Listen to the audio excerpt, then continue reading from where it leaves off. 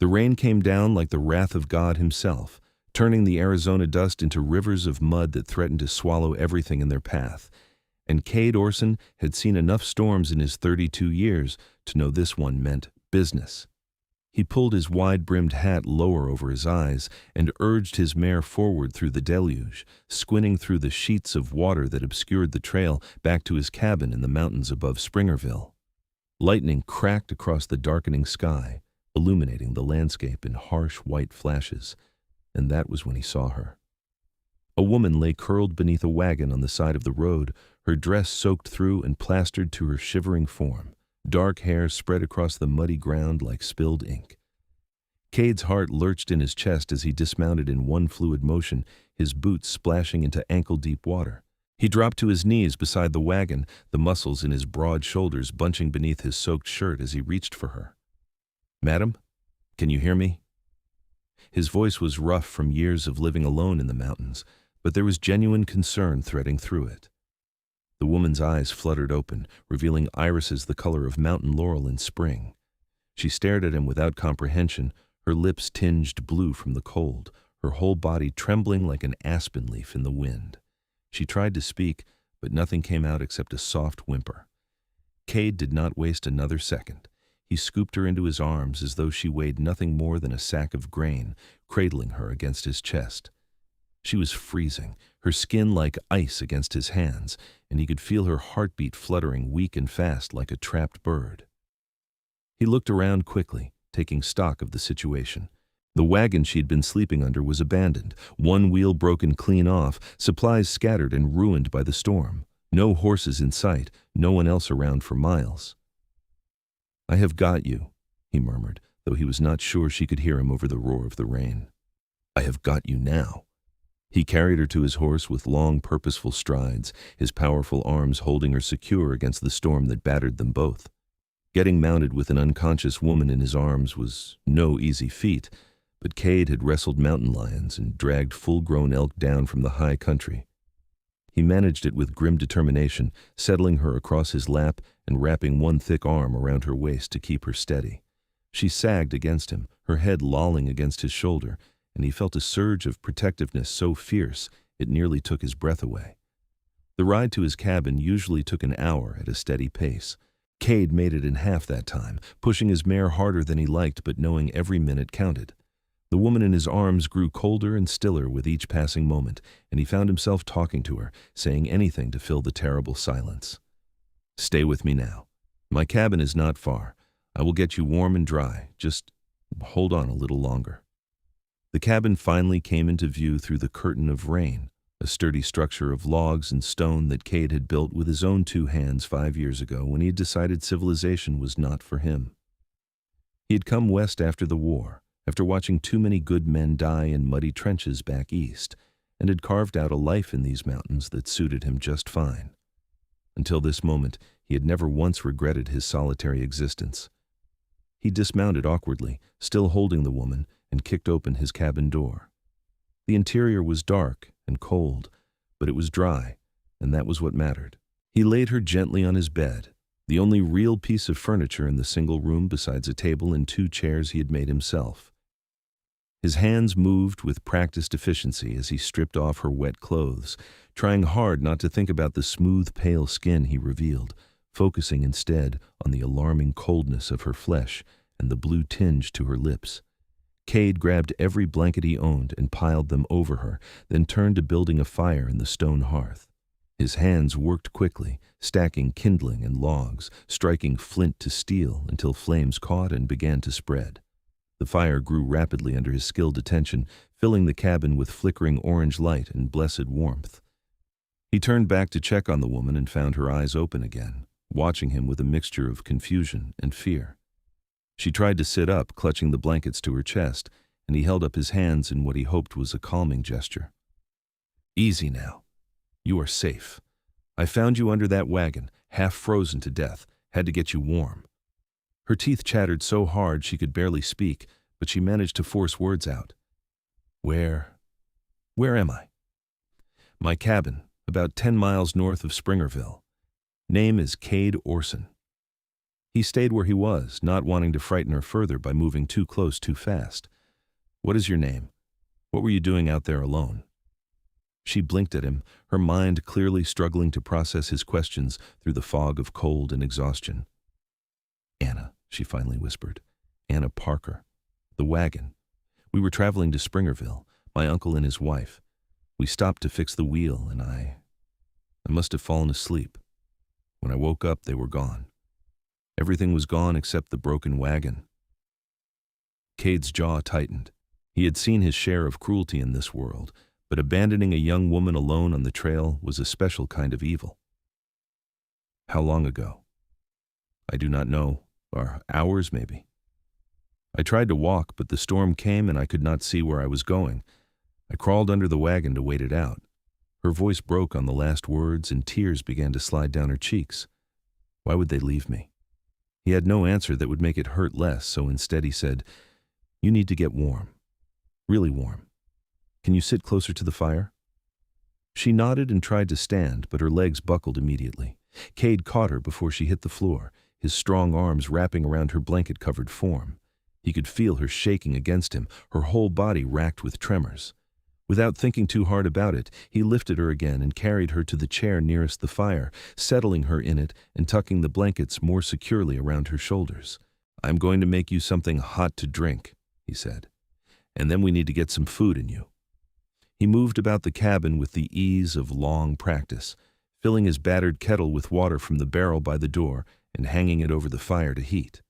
He had coffee and dried herbs for tea, and he chose the latter, thinking it would be gentler on her empty stomach. While the water heated, he sliced bread from the loaf he had baked 2 days ago and laid strips of salted venison in his skillet to warm. Anna watched him work in silence, the fire slowly bringing color back to her face.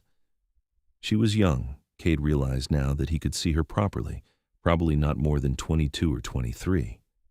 Pretty in a delicate way that seemed entirely unsuited to the harsh realities of frontier life, with fine features and those remarkable green eyes. Her dark hair was beginning to dry in the heat from the fire, curling around her face in soft waves. "Here." He pressed a tin cup of steaming tea into her hands, wrapping her fingers around it. "Drink slow." She obeyed, taking small sips and closing her eyes as the warmth spread through her.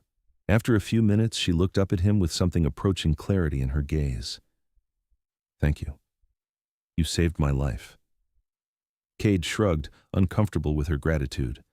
Any decent person would have done the same. "But you are the one who did it." She took another sip of tea, then asked, "Do you live here alone?" "Yes, madam. Have for 5 years now." "Please do not call me madam. Anna is fine." She studied him over the rim of her cup, taking in his appearance for the first time. He was a big man, she realized, tall and powerfully built, with shoulders that seemed to fill the small cabin. His hair was dark brown and hung past his collar, shot through with hints of bronze where the firelight caught it. His face was weather-worn and bearded, but his eyes were kind, a warm brown that reminded her of honey. "Anna, then." He handed her a plate with bread and meat. "Eat what you can. Your body needs fuel to recover." She was hungrier than she had realized, and the simple food tasted better than anything she could remember. They sat in companionable silence for a while, the storm still raging outside, but the cabin warm and dry around them. Anna felt the tension slowly draining from her body, replaced by a bone-deep exhaustion. "I do not want to impose," she said eventually, "but would it be possible for me to stay here tonight, just until the storm passes and I can make my way to town?" Cade nodded without hesitation. "You can have the bed. I will sleep by the fire." "I cannot take your bed." "You can, and you will. You have been through hell tonight. I will not have you sleeping on the floor after that." His tone brooked no argument, and Anna was too tired to protest further. The rain continued throughout the night, drumming steadily on the cabin roof. Cade lay by the fire, wrapped in his bedroll, listening to Anna's breathing gradually even out into sleep. He found himself unable to rest, his mind turning over the fact of her presence in his home. He had been alone for so long that he had almost forgotten what it was like to share space with another person, to be responsible for someone else's well-being. When morning finally came, the storm had passed, leaving the world washed clean and gleaming in the early light. Cade rose quietly and stepped outside to assess the damage. The trail down to Springerville would be muddy for days, he knew, and in places it might be completely washed out. He checked on his mare and the handful of other animals he kept, making sure they had weathered the storm safely. When he returned to the cabin, he found Anna awake and sitting up in bed, the blankets pulled around her shoulders. She looked better than she had the night before, color restored to her cheeks, though her eyes still held a haunted quality. "Morning," he said, moving to stoke the fire. "How are you feeling?" "Sore, tired, but alive, thanks to you." She paused, then asked, "What day is it?" "June 15th, 1878. Anna nodded slowly, absorbing this information. "My uncle and his wife were supposed to help me start a new life in Springerville. I came all the way from Missouri after my parents died last winter.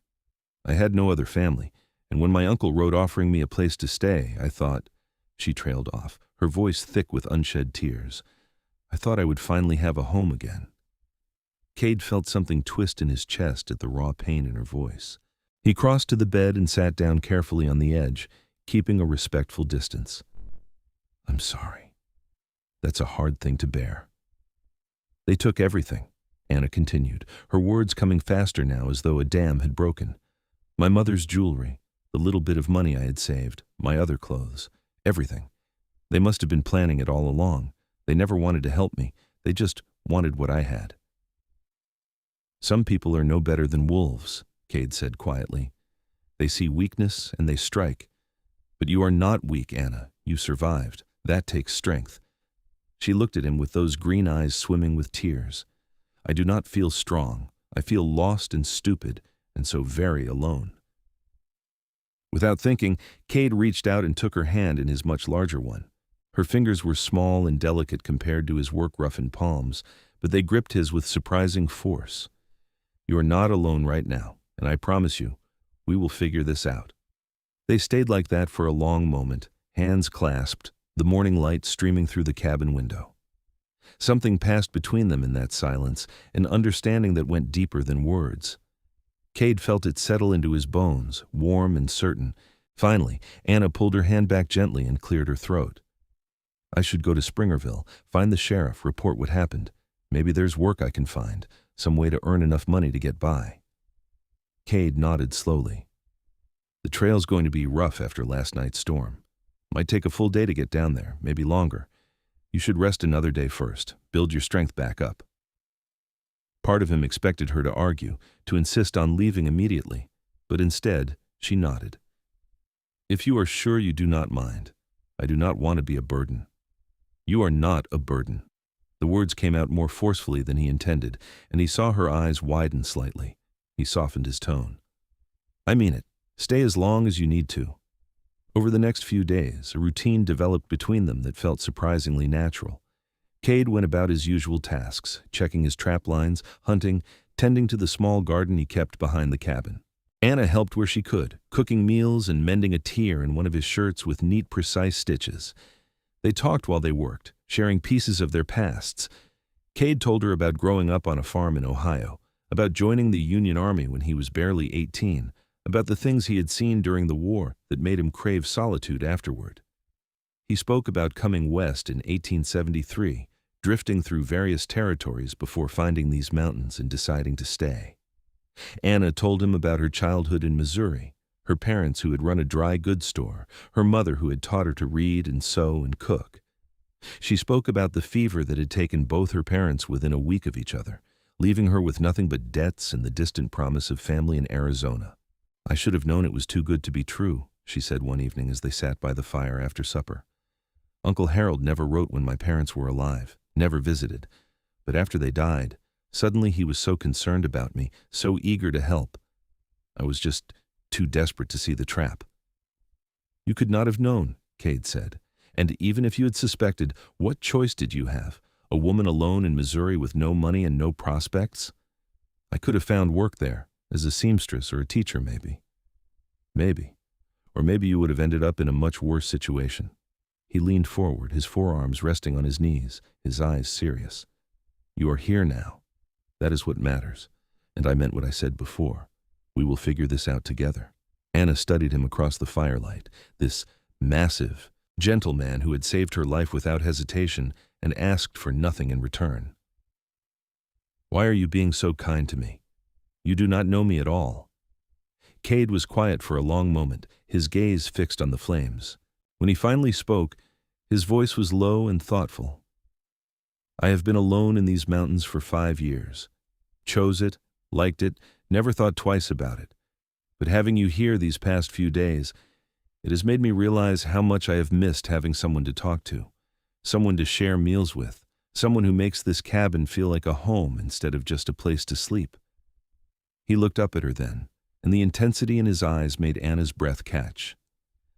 "I am not saying this to make you uncomfortable or to obligate you in any way. I am just telling you the truth. You can stay here as long as you want or need to, and when you are ready to move on, I will help you do that too. Whatever you decide, I want you to know you have a choice. You have options. You are not trapped." Anna felt tears prick at her eyes again, but these were different from the ones she had shed before. These came from gratitude and something else, something warm and unfamiliar that was blooming in her chest. "You are a good man, Kade Orson." He ducked his head, clearly uncomfortable with the praise. "I am just a man, nothing special. You are special to me." The words hung in the air between them, heavy with meaning. Kade raised his eyes to hers again, and Anna saw something shift in his expression, saw the careful control he had been maintaining slip just a fraction. He stood abruptly, his chair scraping against the wooden floor. "I should check on the animals," he said, his voice rough. "Make sure everything is secure for the night." He left before Anna could respond, the cabin door closing softly behind him. She sat alone by the fire, her heart racing, wondering what she had just set in motion. Outside, Kade stood in the cool evening air and tried to get his emotions under control. He had been drawn to Anna from the moment he found her under that wagon, but he had told himself it was simple compassion, the natural instinct to help someone in need. Over the past few days, though, it had become something more. He found himself watching her when she was not looking, noticing the way she bit her lower lip when she was concentrating, the soft sound of her laugh when he said something that amused her, the graceful way she moved around his cabin as though she had always belonged there. It was dangerous, this feeling. She was young and vulnerable and dependent on him. The last thing he wanted was to take advantage of her situation. But God help him, he was falling for her, and he had no idea what to do about it. When he finally went back inside, Anna had already gone to bed. Or rather, she had made up a pallet on the floor by the fire, despite his protests that she should take the bed. He looked down at her sleeping form, her face peaceful in the firelight, and felt his resolve strengthen. He would protect her, help her, give her every opportunity to build a life of her own, and if that life did not include him, he would accept it, no matter how much it hurt. The next morning dawned clear and bright, the world sparkling after the storm. Anna woke to find Kade already up and moving about the cabin with quiet efficiency. He had coffee brewing and was frying eggs in his cast-iron skillet. "Morning," she said, sitting up and stretching. "You should have woken me. I could have helped with breakfast. Let you sleep. Figured you needed it." He slid eggs onto 2 plates and brought them to the table, along with more of the bread he had baked. "I have been thinking about your situation. If you still want to go to Springerville, the trail should be passable now. But I have another suggestion if you are willing to hear it." Anna joined him at the table, curious. "What kind of suggestion?" "Stay here, at least for a while. The cabin is small, but we could partition off a private area for you. I could teach you skills you would need to survive out here, hunting and trapping and such. You could help with the cooking and mending, tend the garden, a partnership of sorts." He saw the hesitation in her eyes and hurried to continue. "I'm not asking for anything improper. You would have your own space, your own privacy. I am just offering you time to figure out what you really want to do without the pressure of having to find work immediately or depend on the charity of strangers who might not have your best interests at heart." Anna set down her fork, her mind racing.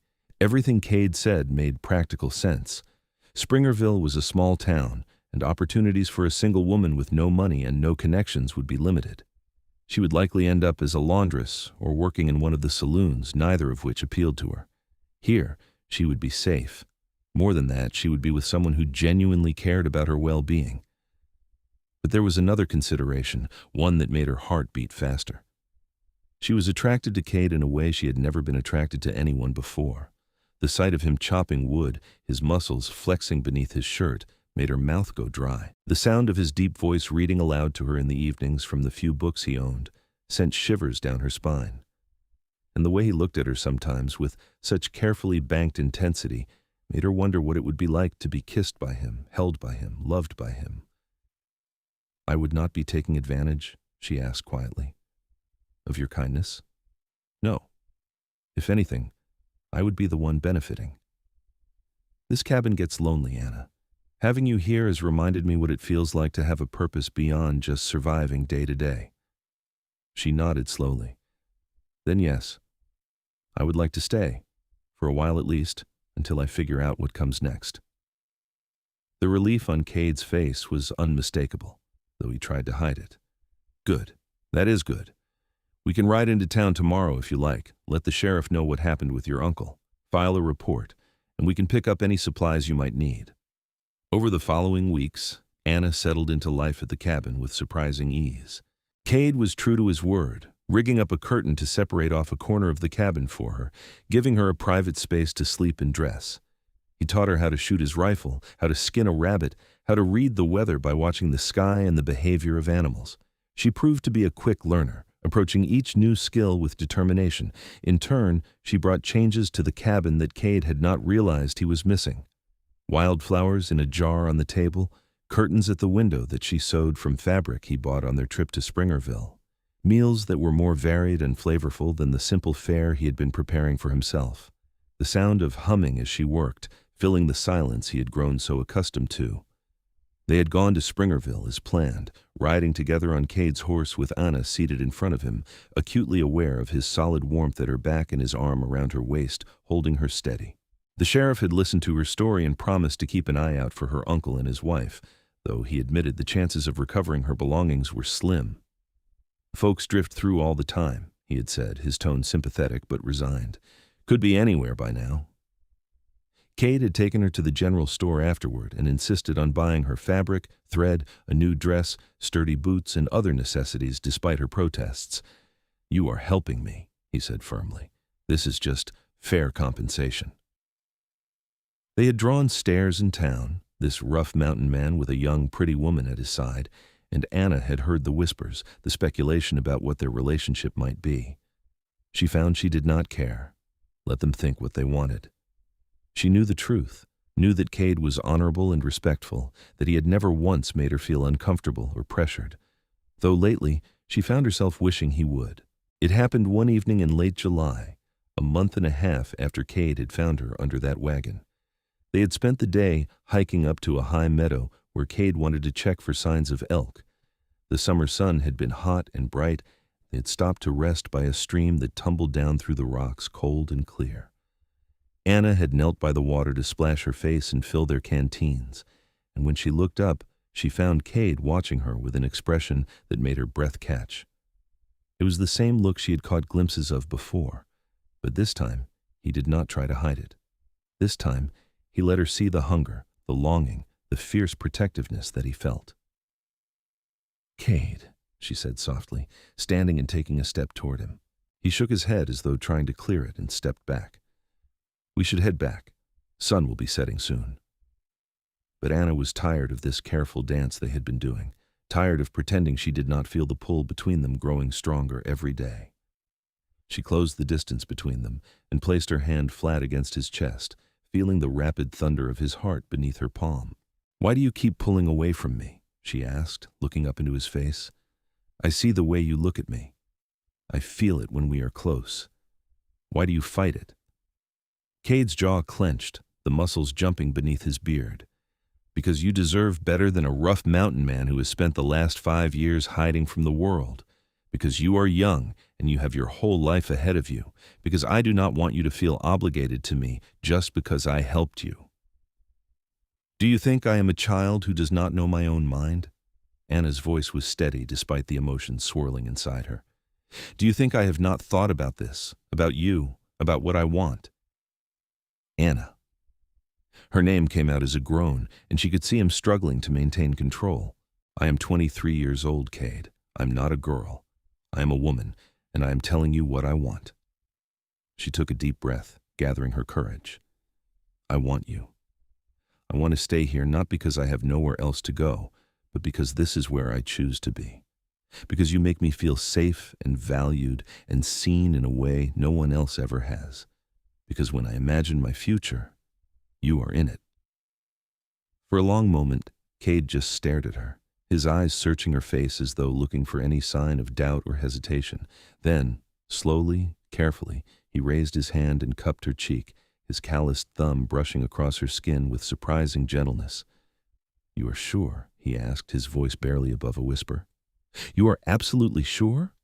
"I have never been more sure of anything in my life." That was all the confirmation he needed. Kade bent his head and kissed her, and Anna felt the world tilt on its axis. His lips were firm and warm against hers, the kiss starting gentle but quickly deepening as weeks of pent-up longing poured out between them. Anna's hands fisted in his shirt, pulling him closer, and his arms came around her, lifting her nearly off her feet as he held her against his powerful body. When they finally broke apart, both breathing hard, Kade rested his forehead against hers. "God, Anna, I've wanted to do that for so long." "Then why did you wait?" She was smiling, giddy with joy and relief. "Because I needed to know you wanted it too. That it was not just gratitude or convenience, that it was real." "It is real," she assured him, pressing another quick kiss to his lips. "It is so real." They made their way back to the cabin as the sun set, walking close together, hands intertwined. Everything felt different now, charged with possibility and promise. When they reached the cabin, Kade pulled her to him again, kissing her more thoroughly this time, his hands tangling in her hair. "We should do this properly," he said when they came up for air. "I should court you, take you to town for dances and church socials, give you flowers and pretty words." Anna laughed, her eyes bright. "We have been living together for 6 weeks. I think we can skip straight to the important parts." "I want to marry you," Kade said suddenly, the words tumbling out in a rush. "I know it is fast, I know we have not known each other long, but I am certain about this, about you, about us. Will you marry me, Anna Parker?" She looked up at him, at this strong, gentle man who had saved her in more ways than one, and felt her heart swell with love so fierce it almost hurt. "Yes, yes, I will marry you." They rode into Springerville the next day and found the circuit preacher, a weathered old man who asked them the minimum required questions and pronounced them husband and wife in front of 2 witnesses pulled in from the street. It was nothing like the wedding Anna had imagined as a girl, no fancy dress or church full of family and friends, but standing there with Kade's hand in hers and his ring, a simple gold band he bought from the general store, on her finger, she felt more joy than she had ever known. That night back at the cabin, they made love for the first time with the fire crackling softly in the hearth and the summer breeze drifting through the open window. Kade was gentle and patient, taking his time to learn her body, to discover what made her gasp and sigh. Anna had been nervous, uncertain, but his careful attentiveness soon dissolved her fears.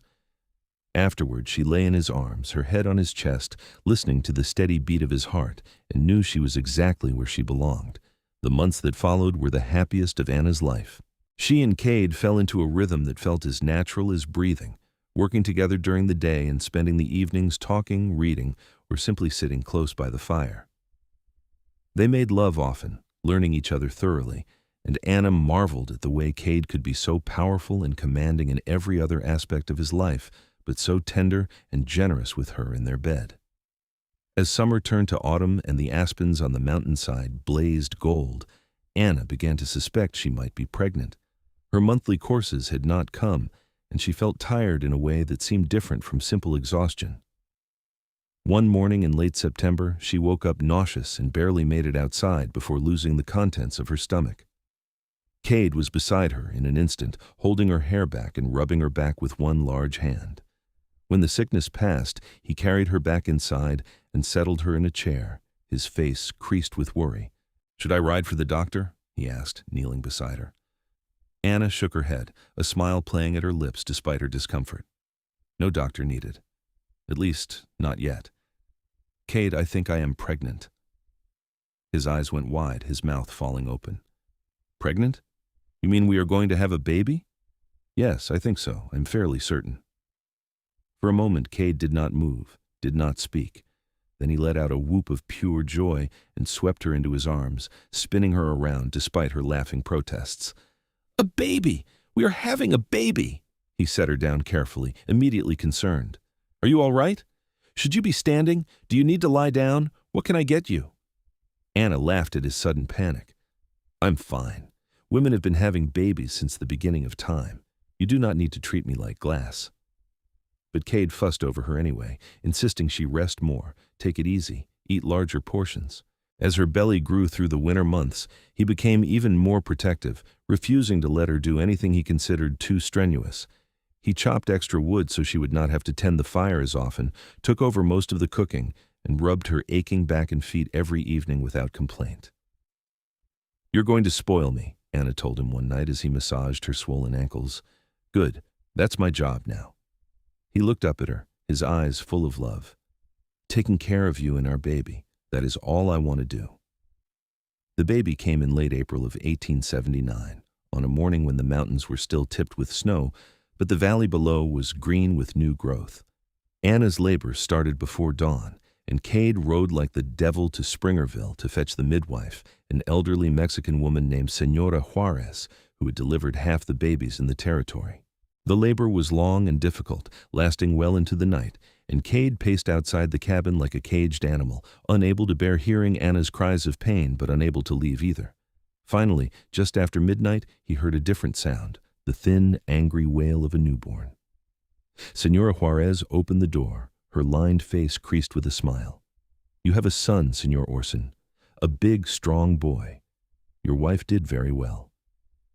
Kade barely heard her, pushing past into the cabin to where Anna lay exhausted, but radiant on the bed, their son cradled in her arms. He dropped to his knees beside them, tears streaming unashamedly down his face as he looked at his wife and child. "Anna. Oh God, Anna, you did it. You are amazing." "Meet your son," Anna said softly, shifting the bundle so Kade could see the tiny red face, the shock of dark hair, the perfect miniature hands. "What should we name him?" They had discussed names, narrowing it down to a few favorites. Looking at his son, Kade knew immediately which one was right. "James, after my father, James Parker Orson." Anna smiled, tired but content. "James, I like that. Jamie, when he is small." Kade reached out a tentative finger and touched his son's hand. Immediately, tiny fingers wrapped around his, gripping with surprising strength. Something in Kade's chest cracked open, a wall he had not even realized he had built crumbling away. This was his family, his wife, his son, his purpose. Everything he had given up on ever having after the war. The first year of Jamie's life was exhausting and wonderful in equal measure. Anna recovered from the birth, and though she was tired from the constant demands of a newborn, she had never been happier. Kade proved to be a devoted father, walking the floor with Jamie when he fussed at night, changing soiled cloths without complaint, and gazing at his son with such obvious adoration that it made Anna's heart melt. As Jamie grew from infant to toddler, it became clear he had inherited his father's strength and his mother's curiosity. He was into everything, pulling himself up to stand at 9 months and walking shortly after, his chubby legs carrying him on expeditions around the cabin and yard that required constant vigilance. "He's going to be a handful," Anna predicted, scooping him up before he could tumble down the porch steps. "He's going to be strong," Kade countered, pride evident in his voice. "Like his mother." Life settled into a new normal, one that revolved around the rhythms of raising a child. The cabin that had once seemed adequately sized now felt cramped, and Kade began planning an addition, a second room that would give them more space. He worked on it through the summer and fall of 1880, sawing and hammering while Anna kept Jamie entertained and out of trouble. It was during this time that trouble found them in an unexpected form. Kade had ridden into Springerville for supplies, taking Jamie with him to give Anna a few hours of peace and quiet. He was loading his purchases onto his horse when he heard a familiar voice behind him. Well, well, if it is not Kade Orson. Kade turned slowly, every muscle in his body tensing. He recognized the man standing there, though it had been years since he had seen him. Thomas Crane, another veteran from his unit, a man who had returned from the war with darker impulses than Kade's simple need for solitude. "Crane," Kade said neutrally, shifting slightly to put himself between the other man and Jamie, who was seated on the horse watching the exchange with wide eyes. Heard you had gone soft. Gotten yourself a wife and a kid. Crane's smile did not reach his eyes. Funny. I never took you for the settling type. People change. Some people. Crane stepped closer, and Kade caught the smell of whiskey on his breath. I've been in town a few days. Heard interesting stories about how you came by that wife of yours. Found her under a wagon, they say. Her own family abandoned her. Must have been desperate to take up with a mountain hermit. Cade's hands clenched into fists, but he kept his voice level. You do not know anything about my wife or my life. I suggest you move along. Or what? You're going to fight me right here in the street with your boy watching? Crane laughed, an ugly sound. Like I said, gone soft. Soft would be letting you walk away with all your teeth. Cade's voice was quiet, but there was steel beneath it, a reminder of the man he had been during the war. Do not test me. Crane. You will not like how it ends. For a moment, the two men stared at each other, the tension thick enough to choke on. Then Crane stepped back, his hands raised in mock surrender. No need for trouble, just making conversation. You take care now, Orson, you and your family. The words sounded like a threat, and Kade watched carefully as Crane walked away, disappearing into one of the saloons. He took a shaky breath, forcing himself to calm down, then turned to Jamie. Come on, son, let's go home to Mama. When he told Anna about the encounter that evening after Jamie was asleep, she looked worried. Do you think he will cause problems? I do not know, Kade admitted. Crane was always unpredictable, even during the war. But he is just one man, and he knows I can handle myself. With any luck, he will move on to wherever he was headed, and we will never see him again. But luck was not on their side. 2 weeks later, Kade woke in the middle of the night to the sound of footsteps on his porch. He was out of bed in an instant, his rifle in his hands, motioning for Anna to stay down with Jamie. Whoever is out there, you've got about 3 seconds to identify yourself before I start shooting, Kade called out. Easy, Orson, Crane's voice came through the door, slurred with drink. Just came to talk. In the middle of the night? I do not think so. Get off my property. I need money. I know you have got some saved up. Mountain men always do, hiding their gold or cash away like squirrels with acorns. I have got nothing for you. Leave now, and I will forget this happened. Stay, and there is going to be trouble. There was a long silence, then the sound of footsteps retreating. Kade waited, tense and alert, listening as horse hooves faded into the distance. He did not lower his rifle until he was certain Crane was truly gone. We cannot live like this, Anna said, her voice tight with fear as she held Jamie close. Always wondering if he's going to come back. I know. Kade set his rifle aside and pulled his wife and son into his arms. I will ride into town tomorrow and talk to the sheriff. Get this sorted out legally. But when he went to Springerville the next day, he learned that Crane had left town, headed north toward Utah Territory according to the bartender who had served him his last drink. The sheriff promised to wire ahead, let law enforcement in other towns know to watch for him, but there was little else he could do. Kade returned to the cabin feeling unsettled. He spent the next several weeks on high alert, checking and rechecking the doors and windows at night, keeping his rifle close at hand. But as days turned into weeks and then months with no sign of Crane, the tension gradually eased. Life returned to normal, or as normal as it ever was with a rambunctious 2-year-old in the house. Jamie grew like a weed, tall and sturdy, already showing signs of the man he would become. He followed Kade everywhere, imitating his father's actions with adorable determination. In the spring of 1881, Anna discovered she was pregnant again. The news brought joy, but also some apprehension. They had been lucky with Jamie's birth, but they both knew that childbirth was dangerous, that things could go wrong. Kade became even more protective than before, if such a thing was possible, and Anna found herself both exasperated and touched by his constant attention. I have done this before, she reminded him when he insisted on carrying her up the slight incline to the garden. I know what to expect now.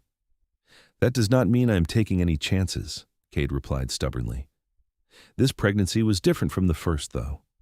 Anna felt more tired, her back aching constantly as her belly swelled. The baby seemed to sit differently. and Senora Juarez, who came to check on her in the 8th month, predicted it might be a girl. "Boys carry high and forward," the midwife said, pressing gently on Anna's abdomen. "This one is spread out more. A girl, I think. Would you like that?" Anna exchanged a glance with Kade, seeing her own excitement reflected in his eyes. "A girl would be wonderful." "A boy would be wonderful too," Kade added quickly, "as long as they are both healthy." The baby came in December of 1881, on a cold, clear night when the stars seemed close enough to touch. The labor was faster this time, only a few hours from start to finish, and when Senora Juarez placed the baby in Anna's arms, she confirmed her prediction. "A daughter, Senora Orson, a beautiful, perfect daughter." Kade looked down at his little girl, at her shock of dark hair and her tiny, perfect features, and felt his heart expand impossibly further. "Hello, sweetheart," he whispered, touching one finger to her soft cheek. "Welcome to the world." They named her Catherine, after Kade's mother, but from the beginning she was Katie to everyone who knew her. If Jamie had been an easy baby, Katie was even easier, content to nurse and sleep and observe the world around her with solemn blue eyes. "She's going to be smart," Anna predicted, watching her daughter track movement at just a few weeks old. "Look how aware she is." "She's going to be beautiful," Kade countered, "like her mother." Jamie was fascinated by his baby sister, wanting to help with everything from bath time to diaper changes. "Gentle," Anna reminded him constantly as he petted Katie's head, with surprisingly soft hands for a rough-and-tumble 2-year-old. The next few years passed in a blur of happy chaos. Jamie started helping his father with small chores, learning to feed the chickens and gather eggs, trailing behind Kade on short hunting trips. Katie grew from infant to toddler to a bright, curious little girl who asked endless questions about everything she saw. The cabin, even with its addition, was bursting at the seams. Kade began planning a larger house, a proper home with separate bedrooms for the children and a bigger main room. He chose a spot on a slight rise about 100 yards from the existing cabin, with a view down the valley that took Anna's breath away. "We can keep the cabin as a guest house," he explained, sketching out his plans, "or storage. But we need more room, especially if we are going to have more children." Anna raised an eyebrow. "Oh, we are having more children, are we? You planning to tell me about this?" He grinned, pulling her close despite her half-hearted protests. "Maybe? Would you mind?" She softened, leaning into his embrace. "No, I would not mind. I love our family, Kade. I love the life we have built here." "So do I, more than I ever thought possible." Construction on the new house began in the spring of 1884. Kade hired help from Springerville, men who could frame and raise walls faster than he could alone. Anna watched it take shape through the summer. 2 stories with 4 bedrooms, a large kitchen and dining area, even a small parlor with windows facing west to catch the sunset. They moved in just before the first snow, and Anna spent weeks arranging their belongings, hanging curtains, making the house feel like a home. Jamie and Katie each had their own rooms, though Katie still ended up in her brother's room more often than not, the two of them thick as thieves. The old cabin became Kade's workshop and storage space, and sometimes on quiet evenings, he and Anna would walk over there and sit by the fire, remembering those first months when it had been just the two of them, learning to love each other. "Do you ever miss it?" Anna asked one such evening, her head on his shoulder. "Just the two of us, without all the chaos?" "No," Kade said honestly. "I love that time, but I love this more. The chaos, as you call it, is my favorite part." In the summer of 1885, Anna became pregnant again. She was 30 years old now, and this pregnancy felt different from the previous 2, harder on her body. Kade worried constantly, and even the children seemed to sense something was different, being gentler and more careful around their mother. When the labor started in early March of 1886, it was immediately clear something was wrong. The pains were intense but irregular, and Anna's water had broken early. Kade sent Jamie riding to Springerville for Senora Juarez, while he stayed with Anna, holding her hand and trying to keep her calm. The midwife arrived and examined Anna, her expression growing grave. "The baby is not positioned right," she said quietly to Kade, while Anna dozed between contractions. "Breech, I think. This will be difficult." It was more than difficult. It was agonizing, a full day and night of labor that left Anna exhausted and screaming with pain. Kade refused to leave her side, holding her, encouraging her, praying to a God he was not sure he believed in to spare his wife. Finally, in the gray light of dawn, the baby came. A boy, small and blue and terrifyingly still. Senora Juarez worked quickly, clearing his airway, rubbing his chest, and after what felt like an eternity, the baby let out a weak cry. "He lives," the midwife said, her relief evident. "Small, but he lives." Anna was barely conscious, pale and shaking from blood loss, and Kade was torn between relief that the baby was alive and terror at his wife's condition. Senora Juarez worked for hours, packing Anna with herbs to stop the bleeding, forcing broth and tonic down her throat, keeping vigil through another day and night. It was 3 days before Anna was truly out of danger, and another week before she was strong enough to hold her new son for more than a few minutes at a time. They named him Robert, after Anna's father, and both of them knew without discussing it that he would be their last child. Anna's body had been through too much, and neither of them was willing to risk another pregnancy. Robert was a delicate baby, prone to fevers and coughs, requiring constant attention. Kade appointed herself his guardian, hovering over him whenever Anna had to set him down, running to fetch her mother at the slightest whimper. Jamie, now 7 years old, took his role as big brother seriously, helping with chores without being asked to give his parents more time to care for the baby. Slowly, agonizingly slowly, Robert grew stronger. By his first birthday, he had filled out and the constant illnesses had subsided. By his second, he was running around after his siblings, determined to keep up despite being the smallest. The years continued to roll by in a succession of seasons and milestones. Jamie turned 10, then 12, growing into a tall, strong boy who was already skilled with rifle and axe. Kade at 8 was a chatterbox, curious about everything, constantly reading the growing collection of books Kade bought on trips to town.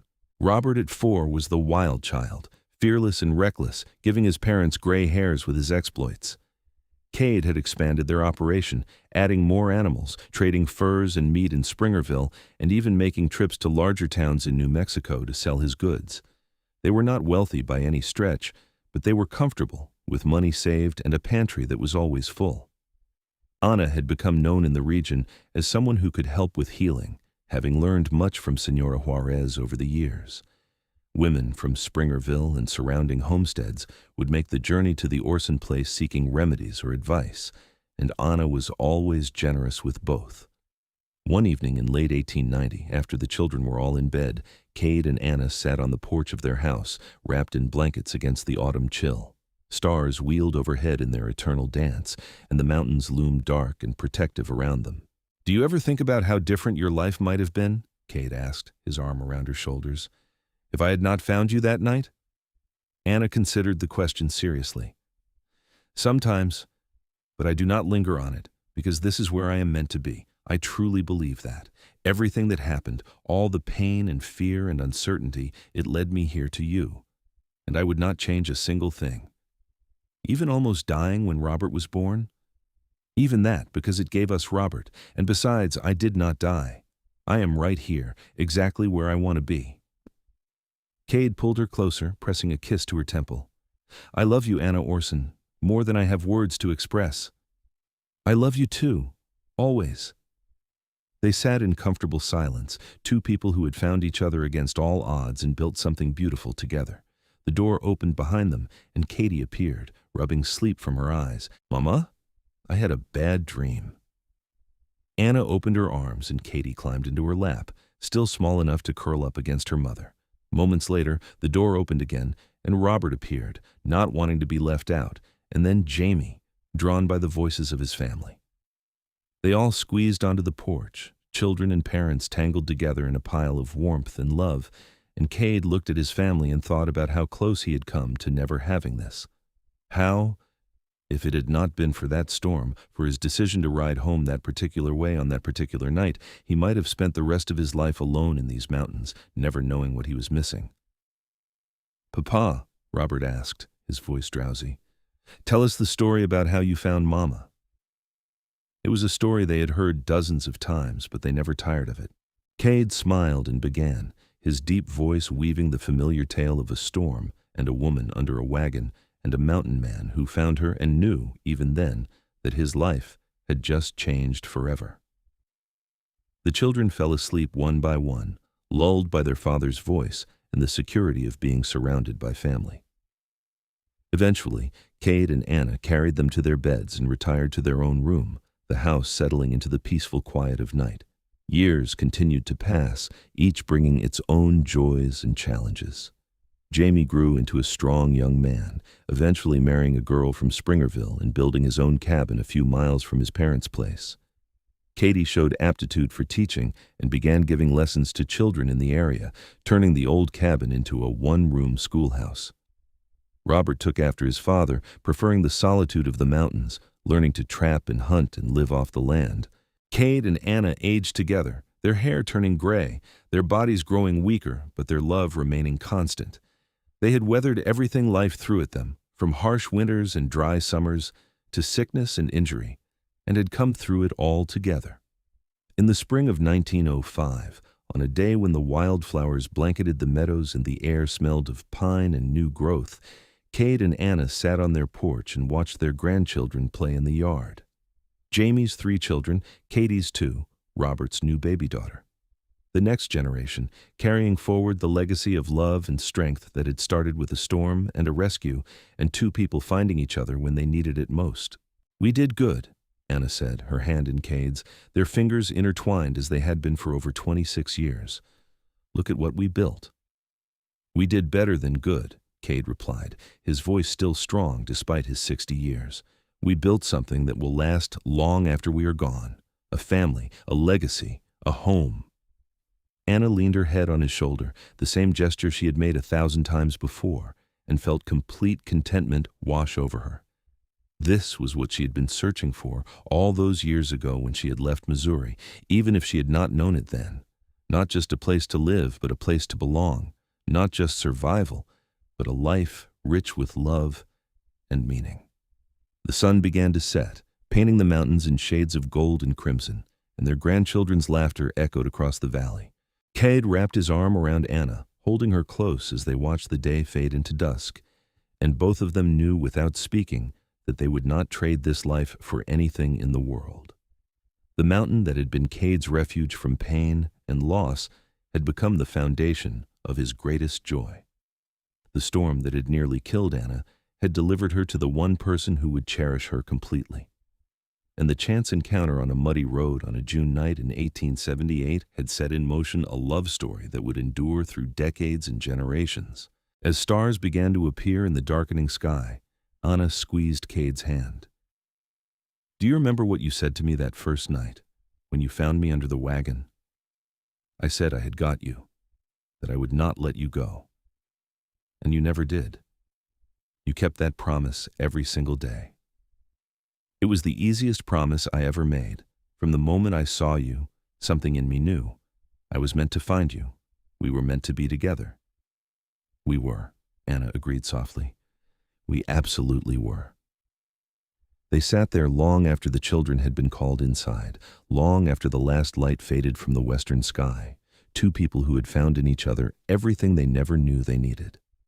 The mountains stood eternal around them, bearing witness to their love, sheltering the family they had built, promising protection and peace for all the years to come. And in that moment, in that place, with their hands clasped and their hearts full, Kade and Anna Orson knew they were exactly where they belonged, living exactly the life they were meant to live, together until their very last breath and beyond. The Wild West had tested them, shaped them, and ultimately given them a gift more precious than gold, each other and the family they had built in the shadow of the mountains where a storm once changed everything.